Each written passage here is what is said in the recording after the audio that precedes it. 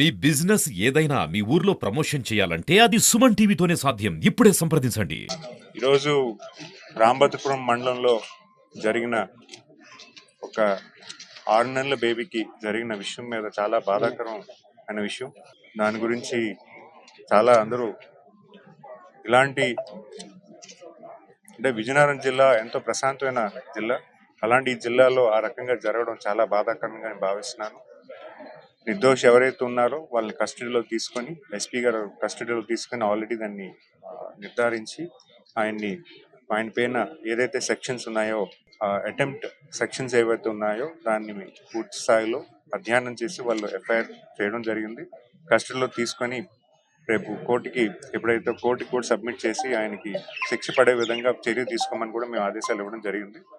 అదేవిధంగా ఇప్పుడు baby condition అయితే కొంచెం పర్వాలేదు, షీస్ యాక్టివ్. దాని ట్రీట్మెంట్ కూడా జరుగుతుంది. ఫస్ట్ క్లాస్ ట్రీట్మెంట్ ఏదైతే ఉందో బేబీ కూడా ఇవ్వడం జరిగింది.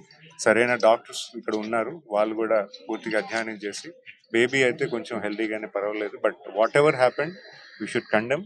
అండ్ ఇలాంటిది మనం బేబీ ఏదైతే అంటే ప్రతి ఆడపిల్లని కూడా మనం కనిపెట్టుకొని ఉండాలి. ఈరోజు ఉన్న పరిస్థితుల్లో రిలేషన్స్ కానీ ఫ్రెండ్స్ని కానీ మీరు కొంచెం ఆలోచన చేసుకోండి. బేబీ ఎవరి దగ్గర అంటే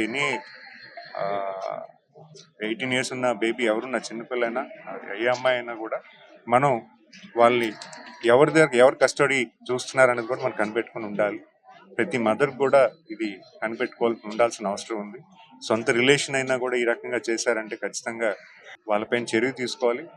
సంఘానికి ఇలాంటి మనుషులు ఏ రకంగా కూడా మంచిది కాదు. ఖచ్చితంగా అలాంటి వాళ్ళకి శిక్ష పడే విధంగా మేము యాక్షన్ తీసుకోమని చెప్పడం జరిగింది.